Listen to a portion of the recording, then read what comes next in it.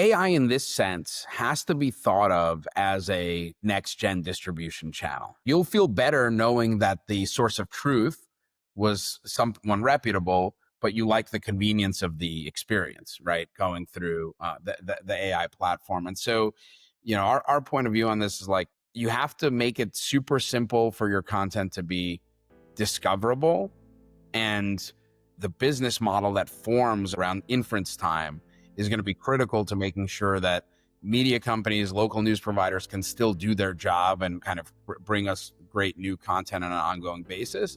And at the same time, it has to flow into wherever the consumer is.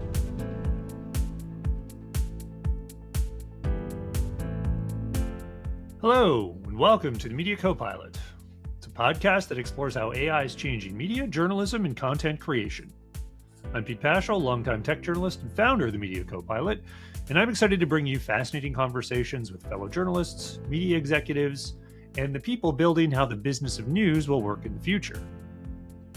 I'm happy this week to talk to Dan Goikhman and Krish Arvapally. Dan and Krish are co-founders of Dappier, which describes itself as the full-stack AI platform monetizing the shift from pages to agents. Sounds very relevant to publishers, and it is. Basically, Dappier provides a platform for publishers to own, in Dan's words, the answer layer for their content. It starts where you might think, an easy way to introduce AI experiences on a website, but it goes beyond just chatbots. There's integration with MCP, or Model Context Protocol, so your control extends to other AI experiences. There's a way to get context for answers from other sources besides your own content. And yes, there's also a way to serve ads, which we talk about quite a bit. What I like about Dappier is that although the idea is similar to what other companies are doing in the space regarding bot blocking or bot monetization, Dappier focuses on the other side of the equation. Once you're doing that, now what?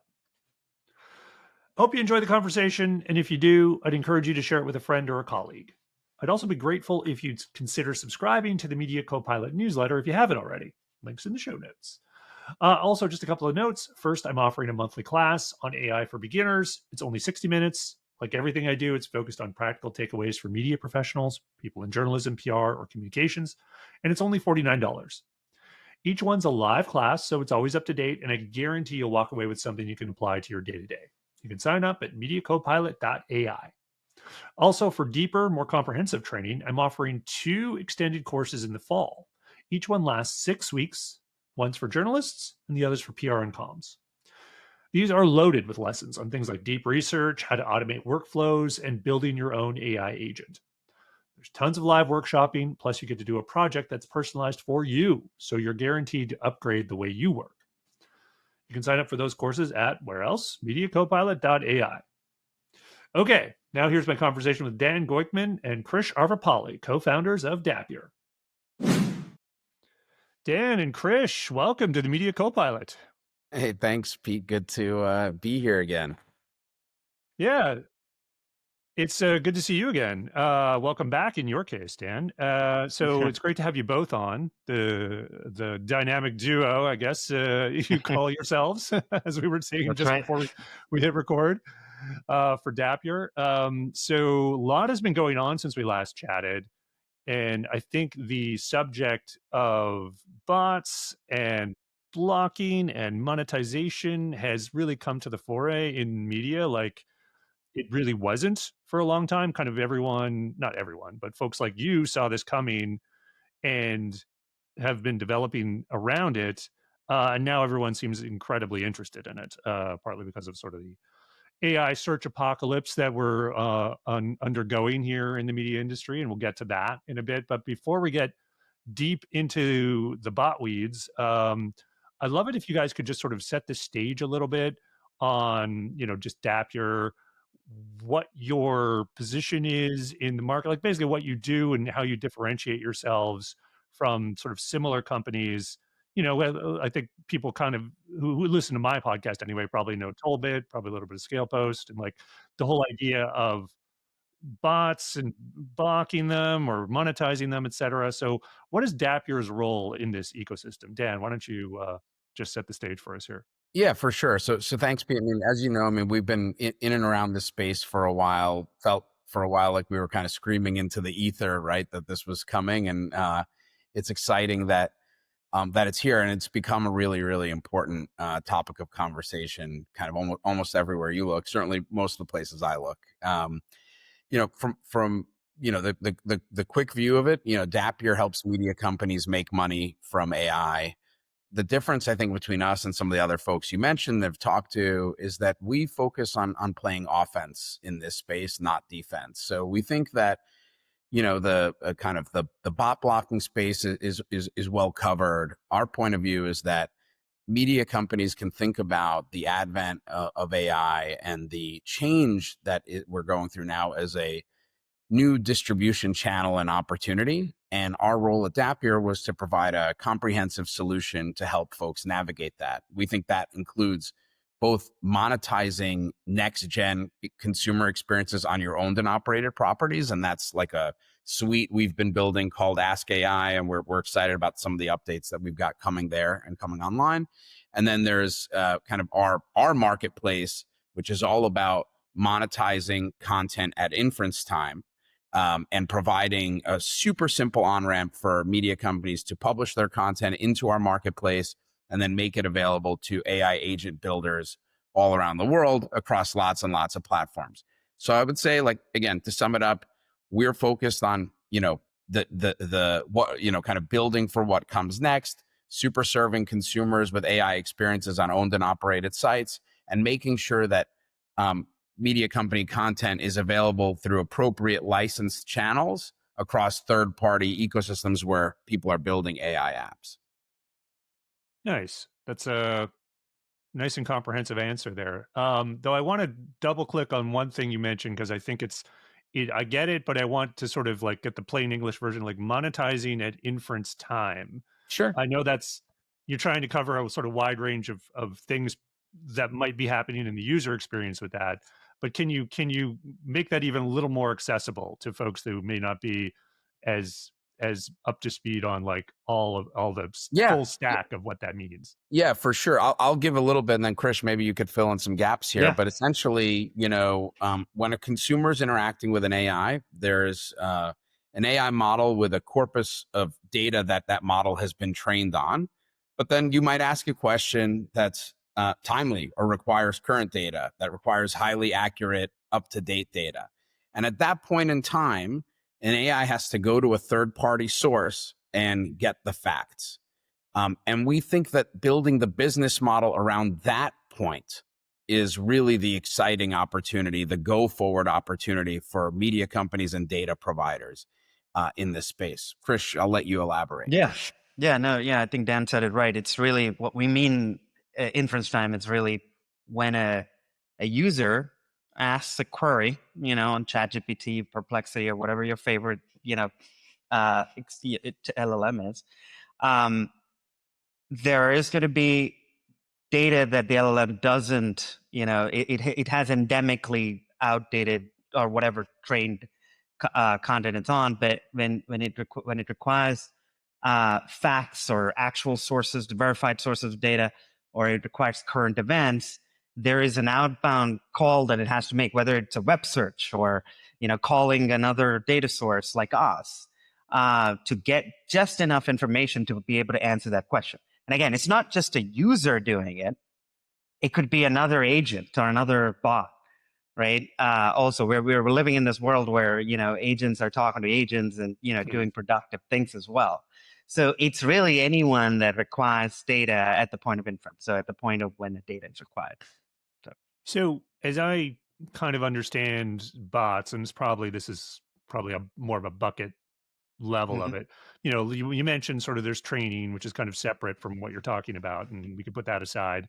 But then when you were talking about inference, there's what I think, and I don't know if I'm using these terms perfectly correctly, but there's what I think people kind of think of as RAG, and where it's like essentially AI search, and then there's kind of like as I understand it, there's like two sort of things. There's like the way bots crawl the web for search is similar in the AI space as it is in sort of the non-AI space.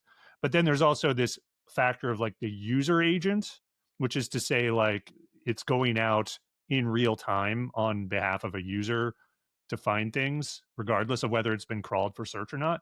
And so are you guys focused on the search and the user agent, or just the user agent? Just want to make sort of clear like what we're talking about. And if I'm interpreting this fundamentally wrong on some level, please let me know. No, it's so a couple things to dissect there. So when it comes to search, at least how traditionally, or even the net new, form, right, where these bots are crawling, right, the web, and they're what they're doing is they're extracting markdown versions of the websites, right? They're mostly using that to train their models, right, for the most part. Now, that is correct. So there is another aspect of it where, let's say the user agent, right, what you mentioned, where it's on demand actually at the point like, hey, I want you to go to this website and tell me what's going on, for example, and the agent is actually, or you have agentic browsers that are effectively doing real-time searching. Like that is the other aspect of it, where it's like a bot going to a website and scraping, extracting the metadata, the markdown, and then kind of answering the question. So we kind of we don't play in those two. We kind of come in like we are more on the RAG side. So basically, what RAG means is it's effectively we're pre-transforming. Like we're working with the data providers, whether it's media publishers or other traditional data providers. We're pre-transforming their data into a RAG format. So the data is already there. There's no scraping required, if you will, right? And then, when agents kind of come and needing access to information, whether it be news or weather or stock market data, it doesn't matter. They're querying our models to be able to get the information. They don't need to scrape, if you will, but they can at the same time. So I don't know, Dan, if you had some additional thoughts on that. No, I think that's well covered. Cool. So like zooming out, it just seems like the whole idea is enabling publishers, media companies to sort of own the AI experience that people are encountering with their content, right?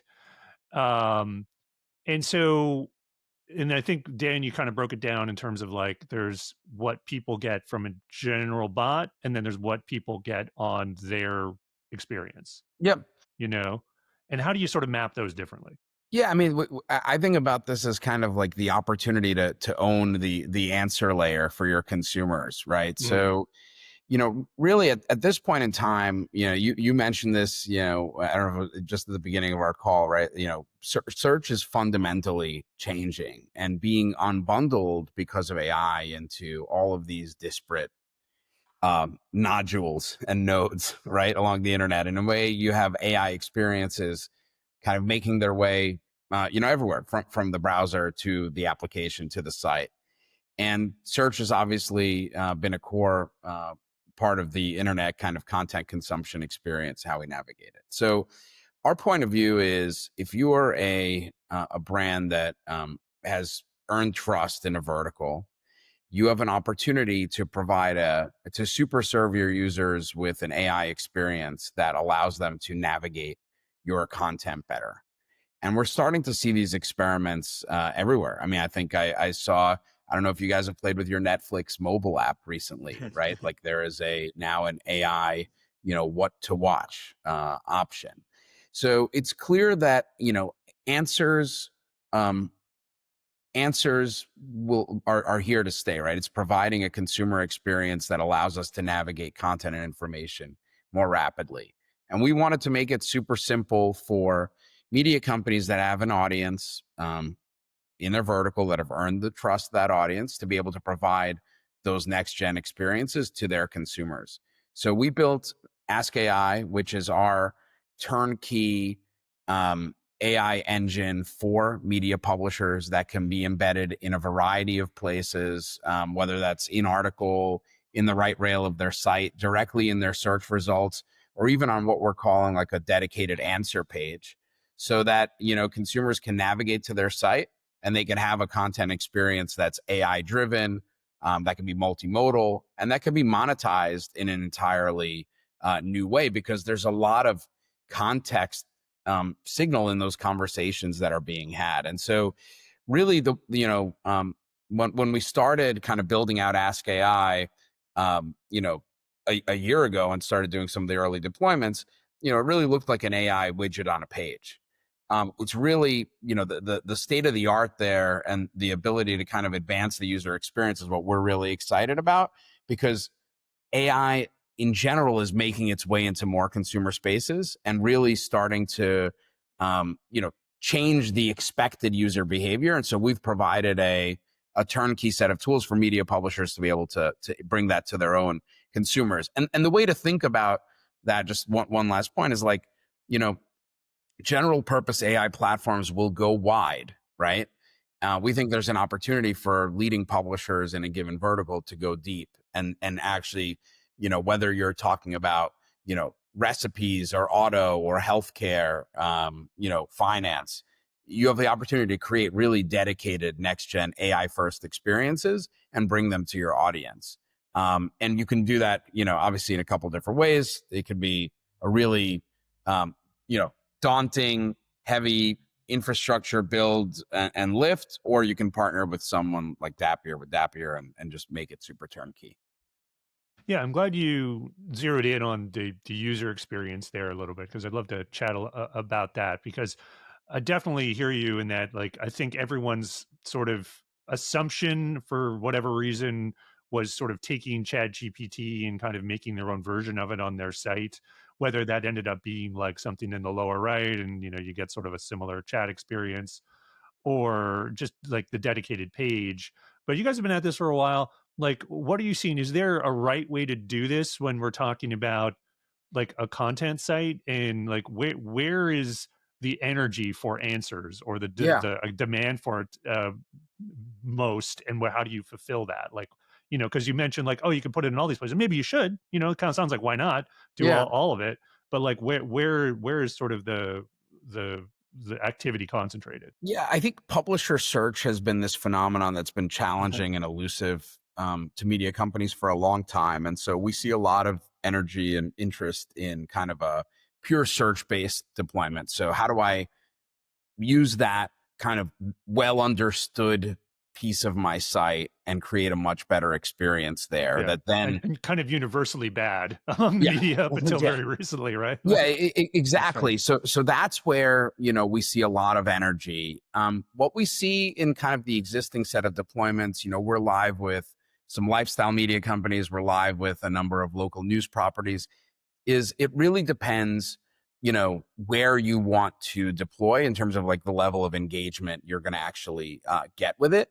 But what's exciting is, I think we'll put out some case studies soon around this. Like, what's exciting is when folks are engaged, the session length, like the number of questions that a consumer can dig into, like greatly exceeds their normal interaction pattern with a website. So, we're seeing, many cases where people are, engaging with AI, asking more than one question, and some where they're asking many more than one question. So we've learned a lot from that experience. Obviously, the experience of what what ChatGPT brings to the table, what Perplexity brings to the table, like those are kind of also great guides in terms of what like core consumer interaction patterns are. And then, like, I think what I would say media publishers have over those companies is that they have a well-established pipeline of like generally consumer interest that they capture based on what kind of media property they are. So it's a really natural place to introduce advertising, and they don't have a stigma around introducing advertising like maybe some of the AI companies do. And I think that's Right. actually a significant advantage that media companies have. So from our point of view, our Ask AI 2.0, it looks like the latest and greatest answer engine. It's dedicated to your brand and your content and any third-party content that you want to bring into that environment, which we could talk about in a second. And then it has like high intent based monetization from all the leading ad tech players in the space that actually then introduce a new kind of very natural let's call it ad supported AI experience on the page. Yeah, I'm glad you brought up advertising, because that's as you were talking there, and like, the ability of answers to essentially bring people down a rabbit hole in a very natural way. Totally get it. And then my next question was going to be, well, what do you do with that as a publisher, right? Like, because it's totally different from site experience and whatever else. But give me a little more on that, the ad model. I get that it's natural. Maybe we could just talk a little bit about the experience or what you do with it. But is it like visual? Like, forgive me, I haven't gone down one of these rabbit holes, I think, in one of the sites you've done, but like how, and maybe you're still sort of figuring out the best experience here, but what does an ad experience look like when you're going there? Like, I get all the things you're talking about, that it is more natural, there's more advantage than the regular chat. But then how does that really manifest? Yeah, so essentially, in our view, the way it manifests is you have kind of the ability, you have a question, so the way our system works is, let's say the AI is sitting on a page, you have an article related to a topic. The AI is going to assist the user in navigating that topic, so it's going to pick up the context of the article and recommend, initial set of questions and prompts. Once you've engaged with that, you can leverage one of the pre-baked prompts, or you can ask your own free form question. We'll have a formatted answer. And beyond that formatted answer, it will have a very clear items you may also be interested in, which are, largely e-commerce recommendations coming from all the leading ad tech players that allow folks to basically learn specifically about the items that they're talking about. As the user continues to interact with the widget, that refreshes and is highly contextual. Sorry, Pete, looks like you have a question. No. I'm fascinated. It's all good. Cool. Yeah. And Krish, I don't know if there's anything you would add. And Pete, after this, I can also send you some visuals that might. Yeah, I was gonna say, yeah. And really, I think we're definitely pretty excited about it. Obviously, especially we're talking about media publisher deployments, and monetization is going to be key. It's not about RPM versus number of pages, because now you're talking about an answer session and going down the rabbit hole. So it definitely is it opens up a different ad revenue model and opportunity, really. And so we really are honing in on that aspect for sure, because every time a user interacts with the AI, they're providing their intent, they're providing their a lot of signals associated with what they're looking for, even. So we're able to derive that and share that with some of the more leading ad tech partners that we've announced a few of them. We're going to be announcing more soon, to really maximize the revenue opportunity, with some very highly targeted, e-commerce or other brand And one things. thing I just wanted to double click on as well, Pete, to your point. I mean, this goes beyond kind of the chatbot in the corner of the page, because the state of the art, and this is maybe something we can also talk about, as it relates to kind of, we talked a little bit about RAG. There's, Model Context Protocol, MCP, which has also unlocked a lot of doors in this space. But our point of view is, if you're building a verticalized AI for your consumer, it doesn't have to stop at questions and answers, right? Like, you can build really interesting third-party integrations and data sets that make your AI more useful and more interesting, and really hone in on a consumer experience. So, if you're a site in the finance vertical, sure, you might have question and answer over your content, but you might also be pulling in a real-time stock ticker, or allow people to go deep into a specific stock and pull related news from third-party sources. So it's really about taking advantage of the way that the whole AI ecosystem is coming together to allow you to build and combine these interesting data sets to build new consumer experiences. And so, like, we've built our kind of agents in this really interesting way that, you can easily deploy them. You could easily train on your content. You could easily embed them onto your site, but you could also easily ingest content from our marketplace with other third-party data providers.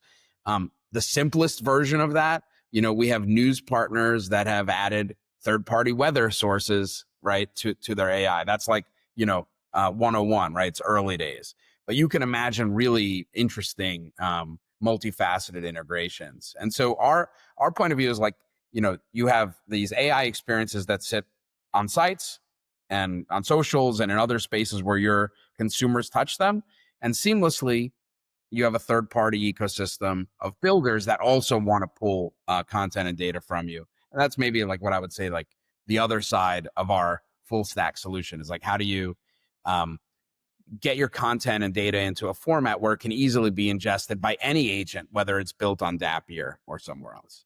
Yeah, yeah. And the sort of expansion of the corpus, I guess, is something I think about often when I think about these site-specific AI experiences. It's like, yeah, I totally get having a layer over your content that's AI powered that can tap into that. That's great. But often once you start going down the rabbit holes we're describing, you want to go beyond it, and you want to sort of, but at the same time, you don't necessarily want to go super wide into No. like full chat GPT world. And I just want the No. world's information. No, But like keeping it to a sense. vertical is like, that's sort of makes more sense to me. Yeah, I think that we'll see we'll see a leader emerge in every vertical, right? Mhm. I think that's kind of the take. And you'll have you'll have a few platforms that are very large and, generic and wide, right? And then Mhm. you'll have leaders in every vertical. I think that's a very significant and not widely enough talked about opportunity across the horizon of AI companies, right? Like just move to meet the market with the consumer experience, like that effectively is the kind of the next killer app. And many all media holding companies are well positioned to take advantage of this. Nice. So I know you guys had a little bit of news earlier in the summer. You had announced something, a partnership with the press, News Press and Gazette company, I believe, Mhm. and it is about bringing local TV journalism into agentic search. And well, why don't you just tell me what that was and why that was a new thing for you? Yeah, and NPG is a great example of just an early adopter that's in our ecosystem. Local news has been a great both vertical for us and obviously as an industry that is looking looking at AI. I think I would say walking cautiously, trying to understand what the future of their business looks like in a world that's AI first. um our point of view is like, like at some level, in order to be useful, AI has to be able to answer every question usefully. And obviously a lot of questions that people are interacting with are based on local news and content. So NPG has opted into both our marketplace, right? The ability for any third parties to access their content. Actually, they've done this alongside a number of other leading local news aggregators. So I think we have a announcement coming up soon on a number more, which we'll share with you as well. And they've kind of adopted both sides of our platform, which most of our customers do. They've opted into both having an AI experience, I believe in their case, alongside every article.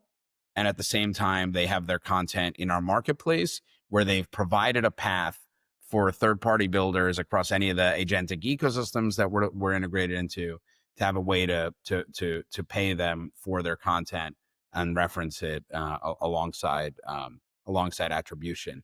And on that side of the world, I mean, we at this point, I think probably since we've last talked, and we've probably integrated 30-ish kind of developer ecosystems where folks can tap into our marketplace. Yeah, I feel like with local news, obviously, there's a whole sort of survivability kind of factor here, and they certainly know AI is the future, but there's also like, well, I have very limited resources to Yeah. dedicate to this. It has to be very easy for them to play. And I think it's like one of those things where, the industry has to come together around a set of standards and all opt in, right? So, I don't want to misquote the number here, but let's say, today on our marketplace, there's over 50 news markets that you can get access to through a handful of providers. And then we have a number of others in the pipeline. So the goal is to kind of, partner with leaders in every market, bring together an ecosystem that kind of says, look, if you want great local news for your app, regardless or AI agent that you're building, here's a one-stop shop in order to do it. And it has to be super turnkey. It has to be very easy to understand. So like our platform provides full analytics and visibility into who's using your content, attribution, et cetera. Yeah. I feel like beyond just even news, like just local queries. Often, like I was just in Denver, and I was kind of like, okay, I don't go to Denver much. Like, what's cool in this particular area of Denver? And I was turning to AI, and you just think about like, well, it's all well and good to go mine some Reddit posts or whatever the majors do, but you kind of want something a little more credible just want more credible stuff. So you would want it's a kind of like a content that's highly valuable to a very specific use case and certain people, which you think AI, would be able to the right platform, would be able to sort of figure out how to maximize the opportunity there for the people publishing that content. Yeah, I think that's right. I think AI in this sense has to be thought of as a next gen distribution channel, right? Like we both happen to have been in Colorado recently, and I did the same thing. I mean, all of your local searches, going through, pick your AI flavor of choice, but they cannot, it should, like, you'll feel better knowing that the source of truth was someone reputable, but you like the convenience of the experience, right? Going through the AI platform. And so, our point of view on this is like, you have to make it super simple for your content to be discoverable. And the business model that forms around that, we talked about this earlier, around inference time, is going to be critical to making sure that media companies, local news providers can still do their job and kind of bring us great new content on an ongoing basis. And at the same time, it has to flow into wherever the consumer is, whether that is on a chat GPT or on a local AI or some next gen app we haven't thought of yet, right? So like the data should be able to flow freely. We just have to figure out the right business model to support that. Nice. I'd love to now zoom out a bit on sort of the bigger things happening in the whole AI bot ecosystem. A lot of news in the last month or so from Cloudflare and making bot blocking the default on their network. They introduced their own monetization system called pay per crawl. And now, I mean, well, the latest was that they've basically thrown some evidence out there that some of these major players, Perplexity in particular, they've basically been accused of deploying some stealth crawlers and bypassing. Yeah, this was yesterday, stuff. right? I mean, it was this new stuff. Yeah, it was just the other day, right when we're recording this. Anyway, so, and I want to get your thoughts on like sort of the larger ramifications of this, what it means for your network, and just really like the trust and standards that need to be out there for all of these things that you guys are doing, but others as well. What needs to happen for it to work, and how do you establish these standards and essentially kind of weed out? I'm not saying anything specifically about Perplexity here, but like there are bad actors out there certainly, and how do you ensure that they are steered toward a system that instills trust at all levels?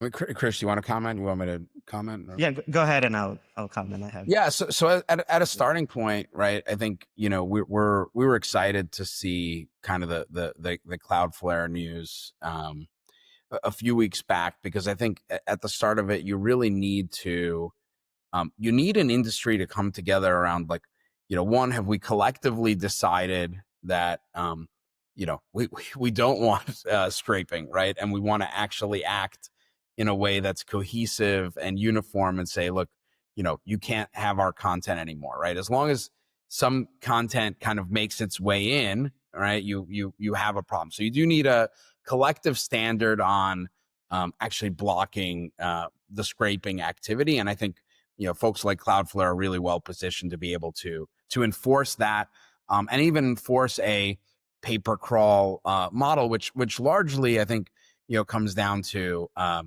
the training side of this equation. Like, how do you train your AI and get access to it?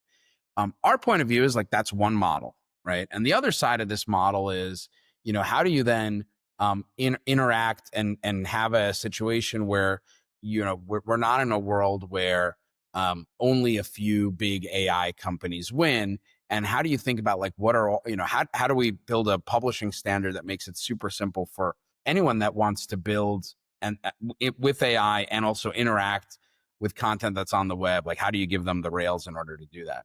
So our point of view is like, there's another mode, which is, pay per query, where you actually serve the answer. So you go beyond the blocking, right? And actually then provide infrastructure to host in a siloed, protected environment your data and make it available on a pay per query or pay per answer basis with attribution. So we view ourselves as kind of a natural extension to the blocking that Cloudflare is doing. I think Krish actually has a great piece he put out around. That's why I offered to let him comment first. But I think as an industry, you need to get consensus around what's the methodology for blocking. And obviously you'll have on the other side of it bad actors that don't want to comply, and that will shake itself out over time as more and more visibility is put to that. And at the same time, you need to provide a commercial incentive and the infrastructure to actually serve that data out in a way that probably isn't tied to just crawling and scraping. And our view of that is pay per query. The way our marketplace works is based on the RAG models of each respective opted-in data partner or publisher. So I don't know, Krish, if you want to share. Yeah, no, absolutely. I mean, to extend to what Dan said, I mean, we were definitely excited, and I think there's at this point millions of websites, that I'm sure have activated the block approach, which is great.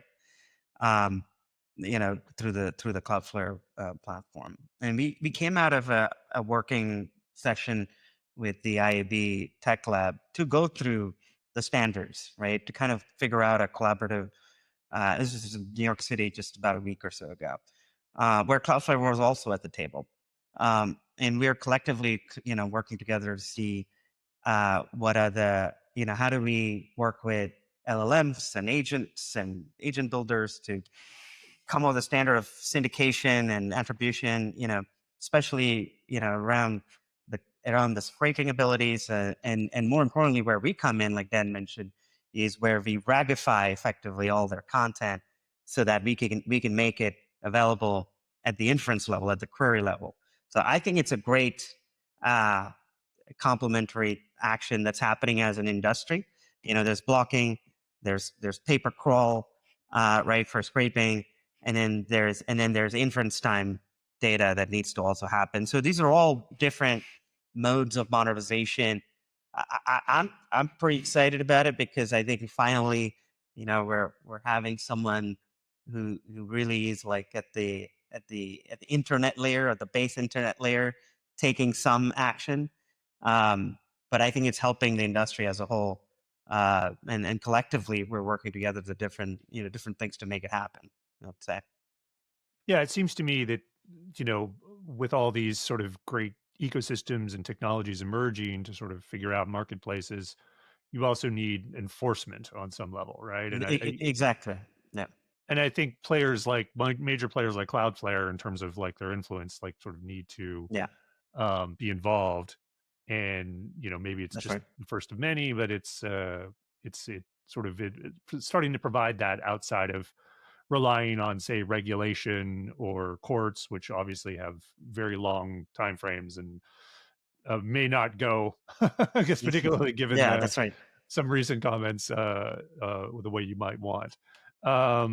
So that's great on how all that's evolving. So let's just zoom back into Dappier. You guys, you have your Ask AI. You've got some good partnerships going on. What's the next big milestone for you all?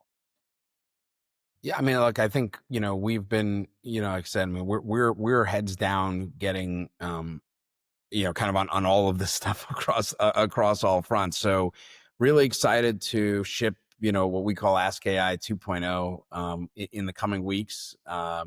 Essentially, that is our turnkey answer engine, right, for media companies. we'll share some of that with you as well, Pete, after the call, so you can get your eyes on it. So really excited about that. Krish and team are heads down integrating essentially all of these agentic ecosystems. So if you bring your data to Dappier and into our marketplace, essentially it can be discovered by people building AI agents across 30 different ecosystems.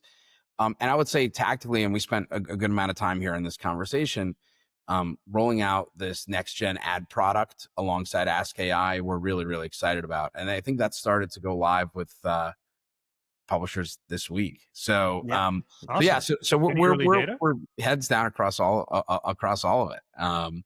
But I think it's been a lot of iteration, a lot of learning, looking at how people are actually interacting with these things. And we just, like our view is it has to be simple. It has to like the infrastructure part of this AI can be very complex. We've just got to really, really simplify the go-to-market on all sides. And that's why we've kind of always thought of Dappier and build Dappier as a full stack kind of solution for the space. Yeah, and Pete, we are hopefully going to get some data very soon. So we'll definitely share that, because we're in the process of activating the new agentic ad in Ask AI. Awesome. We love data. And if you're listening and Ask AI 2.0 is out, check out the Media Copilot newsletter. It will probably be all written up there. Awesome, guys. This has been really illuminating. Thanks for stopping by and letting us know what you're up to and your perspectives on what is going on. Pete, thank you so much again for having us on. I'm excited to our next cat. I can't remember if last time was a year ago or a little less, but I'm sure a little less. More to like talk. A Christmas time or something like that. Oh, dude, it's flying by, right? It's flying by. In AI years, what is that? Oh my God, like a decade at least. Yeah, exactly. That's right. Yeah, thank you, Pete, for having me as well. Have a great rest of the summer, and we'll talk again soon. You got it. Yeah, likewise. Bye-bye. Thanks for listening to my conversation with Dan Goikhman and Krish Arvapally of Dappier. If you like what you heard, please just take a minute to leave a rating or a review of the Media Copilot in your podcast app. Also, don't forget to subscribe to the Media Copilot newsletter and check out MediaCopilot.ai for our classes on AI for journalists, PR professionals, and communicators. Be seeing you in the future.